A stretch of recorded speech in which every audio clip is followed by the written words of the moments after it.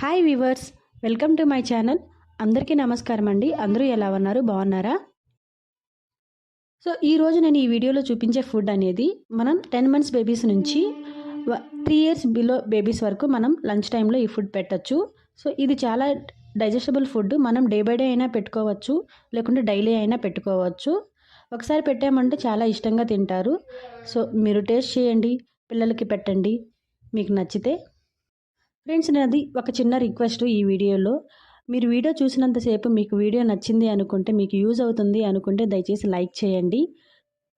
ఎందుకంటే వీడియోస్ అయితే చూస్తున్నారు కానీ ఎవరు అట్లీస్ట్ లైక్ చేయట్లేదు. ఫస్ట్ టైం చూస్తున్న వాళ్ళు ఛానల్ సబ్స్క్రైబ్ చేసుకోవట్లేదు. సబ్స్క్రైబ్ చేసుకోకుండా చాలామంది చూస్తున్నారు.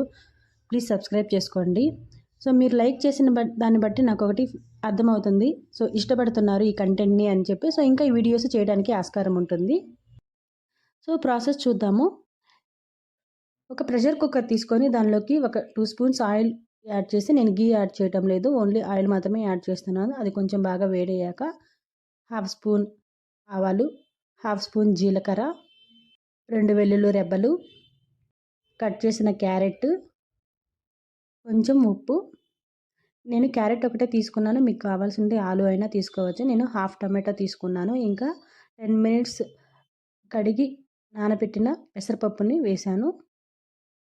ఇవన్నీ బాగా మిక్స్ చేసి మనం కుక్కర్ మూత పెట్టేసి 5 to 6 విజిల్స్ తీసుకొచ్చి పెట్టేసాము అంటే సో ఫుడ్ అనేది ఇలా ఉడుకుంటుంది.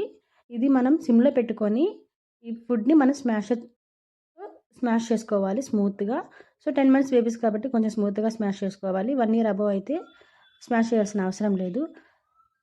ఇది స్మాష్ చేసేటప్పుడు ఒక స్పూన్ గీ యాడ్ చేయండి. సో గీ వేస్తేనే ఈ ఫుడ్కి టేస్ట్ వస్తుంది. ఇది కంపల్సరీగా యాడ్ చేసుకోవాలి.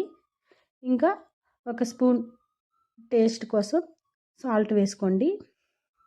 తర్వాత మనం సోక్ చేసి పెట్టుకున్న అటుకుల్ని ఇలా వేసేసి అన్నిటినీ కలిపి స్మాష్ చేసుకుంటూ ఒక 5 to 10 మినిట్స్ ఉడకబెట్టాము అంటే అంత దగ్గర పడుతుంది. ఆ దగ్గర పడ్డప్పుడు మనం కన్సిస్టెన్సీ చెక్ చేసుకొని తీసి పక్కన పెట్టేసుకోవాలి.